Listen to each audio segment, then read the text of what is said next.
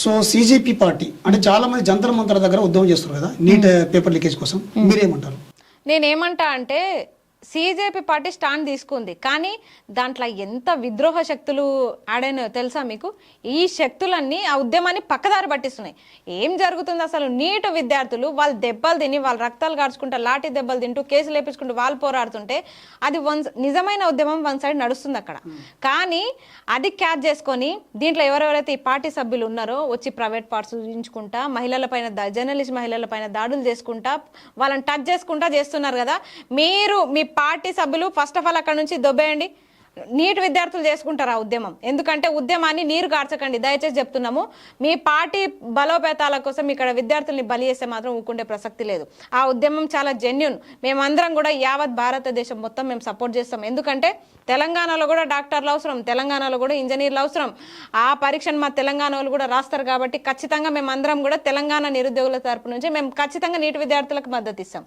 So Pawan Kalyan fans మిమ్మల్ని బాగా troll చేస్తున్నట్టుగా ఇన్ఫర్మేషన్ ఉంది. ఫ్యాన్స్ ఏమంటారు మీరు? నేను ఏమంటా అంటే నేను అందుకే కామెంట్ బాక్స్ కూడా ఆఫ్ చేయట్లేదు. ఎందుకంటే ఫస్ట్ ఆఫ్ ఆల్ ఇప్పటికే పవన్ కళ్యాణ్ గారు స్పందించేది ఉండే. మీరు ఎంత గొప్పలైనా అయిండొచ్చు, మీరు ఏపీకి మీరు డిప్యూటీ సీఎం అయిండొచ్చు, బట్ తెలంగాణలో మీ పార్టీని మీరు బలోపేతం చేసుకోవాలనుకుంటున్నారు. బలోపేతం చేసుకోవాలనుకుంటే తెలంగాణ మహిళల్ని ఇంత బాధ పెడుతుంటే, ఇంత ఇబ్బంది పెడుతుంటే, మీ జనసేన సైనికులు మమ్మల్ని ఇంత ట్రోల్ చేస్తుంటే మీరు ఏం చేస్తున్నారు? మీ పార్టీ బాధ్యత వహించాలి కదా. మీ నాయకత్వంలో మీరు నాయకుడిగా ఒక బాధ్యత వహించాలి కదా. వాళ్ళకి ఎందుకు ఒక సందేశాన్ని ఇవ్వలేకపోయారు మీరు? కాబట్టి మహిళలకి రక్షణ లేని పార్టీ ఏదైనా ఉందంటే Janasena party. Out and return statement ఇస్తున్నా నేను. మహిళలకి జనసేనలో రక్షణ ఉండదు, లేదు. మమ్మల్ని చూస్తే తెలుస్తుంది ఆ విషయం. ఇంకొకటి నేను చెప్పేది ఏంటంటే, మీరు 365 రోజులు ఎక్కడైనా ఏ రోజైనా సభ పెట్టుకోండి, వద్దనం. ఎవరికైనా చెప్తాను నేను, ఈ జనసేన అనే కాదు. కానీ June 2 రోజు మాత్రం ఎవరైనా పార్టీల జెండాలు ఇక్కడ పాతాలనుకుంటే మాత్రం ఊకుండే ప్రసక్తి లేదు. మీ గుండెల్లో వాతాం మేము, మీ గుండెల్లో నిద్ర లేకుండా చేస్తాం.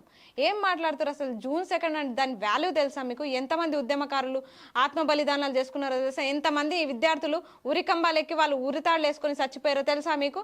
అలాంటి పౌరుషాల గడ్డ మీద మీరు వచ్చి జెండాలు బాధితే మేము ఊకుంటామా? ఇంకొక ట్రోల్స్ చేస్తున్నారుగా, చేయండి. మీరు ట్రోల్స్ చేసేది తెలంగాణ జన సైనికులకు చెప్తున్నా. నేను మీరు చాకలైలమ్మ వారసులము, సమ్మక్క సారక్క వారసులము, రుద్రమదేవి వారసులము. మీరు ట్రోల్ చేసేది మన రక్తాన్నే, అదైతే గుర్తుపెట్టుకోండి, తెలంగాణ రక్తం. నన్ను ట్రోల్ చేసేటోళ్ళకి నేను ఒకటే చెప్తున్నా, మీరు ఎంతసేపటికి మొన్న సభ జరిగినప్పటి నుంచి 6 రోజుల సంధి చూస్తున్నా, మొత్తం బీఆర్ఎస్ అని చెప్పేసి ఒక పోస్టర్ని క్రియేట్ చేసి ఈ కాంగ్రెస్ పార్టీ కార్యకర్తలు ఎవరైతే ఉన్నారో మీరు ఒకటి గమనించండి. 2023లో మేము ప్రచారాలు చేసినప్పుడు ఎవరు ధైర్యం చేసిరు? ఇదే ఆడపిల్ల కండువా కప్పుకొని మీకోసం ప్రచారం చేసింది. 100 మందిని తీసుకుపోయి ప్రచారం చేసింది. ఆ రోజు ఎవరు మాట్లాడలేదు. ఆ రోజు పింక్ బ్యాచ్ నా మీద ఇట్లే దాడి చేయలేదు. మరి వాళ్ళు అట్లే మాట్లాడిరు. అప్పుడు కాంగ్రెస్ పార్టీ పిల్లలు మొత్తం కాంగ్రెస్ పార్టీ పిల్లలని వాళ్ళు నిందేసిరు. ఇప్పుడు కూడా బీఆర్ఎస్ వాళ్ళు ఎట్లా చూస్తారో తెలుసా? మమ్మల్ని కాంగ్రెస్ పార్టీ వల్ల నష్టపోయిన బాధితుల లెక్కనే చూస్తున్నారు తప్ప బీఆర్ఎస్ వాళ్ళు బీఆర్ఎస్లో చేర్చుకోవాలి, బీఆర్ఎస్ కండువా కప్పుకోవాలన్న ఆలోచన వాళ్ళకు కూడా లేదు. ఎందుకంటే వాళ్ళకి తెలుసు ఉద్యోగాలు ఇస్తే వీళ్ళు మళ్ళీ మనల్ని దాన్ని కాంగ్రెస్ పార్టీ సైడే పోతారని తెలుసు. వాళ్ళకి ఒక క్లారిటీ ఉంది.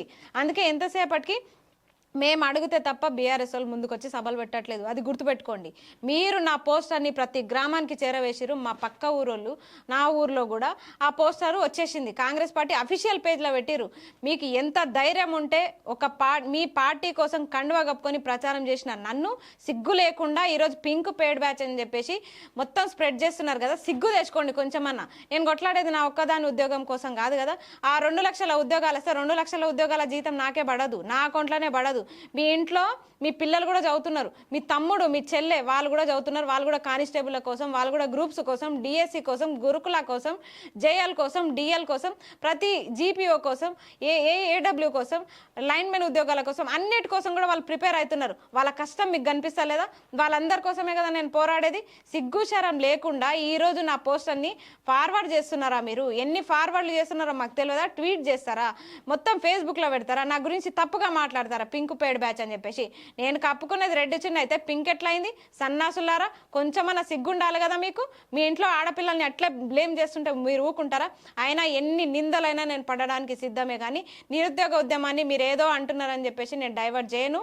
నేను ఆపే ప్రసక్తి అయితే లేదు. కేసులు పెడితేనే నేను భయపడలేదు. నేను కొట్లాడేది విద్యాశాఖ మంత్రి రేవంత్ రెడ్డితోనా. మీలాంటి చిల్లర పేడ్ బ్యాచ్తో నేను పెట్టుకోదలుచుకోలేదు. ఫస్ట్ మీరు చిల్లర పేడ్ బ్యాచ్లు.